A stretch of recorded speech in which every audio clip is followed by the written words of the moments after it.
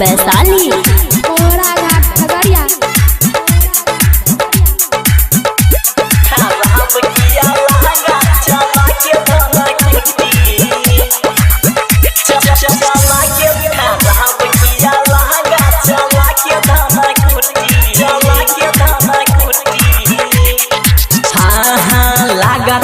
सहिया के लागल छूला मोती लागता कि सहिया के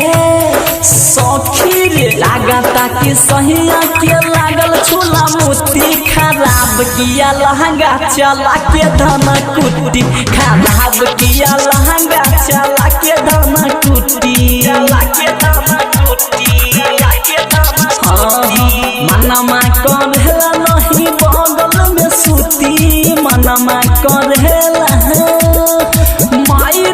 मनमा करेला नहीं बगल में सूती खराब किया लहंगा चला के धना कुटी खराब किया लहंगा चला के धना कुटी चला के धना कुटी चला के खराब किया लहंगा चला के धना डीजे कंचन राज हाजीपुर वैशाली।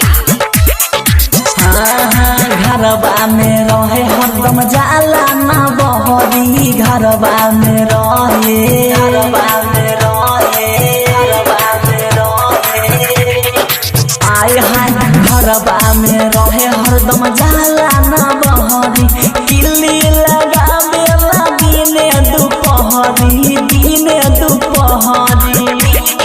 सखी करेला ऐसे जैसे गरजाला खुटी करेला ऐसे जैसे माई रे करेला ऐसे जैसे गरजाला खुटी खराब किया लहंगा चला के धना कुटी खराब किया लहंगा चला के धना कुटी चला के धना कुटी चला के खराब किया लहंगा चला के धना mix by DJ Kanchan Raj Hajipur Vaishali. परमुद दे हाथी पिया महाने ना बात हो परमुद दे हाथी पिया परमुद दे हाथी पिया परमुद दे हाथी पिया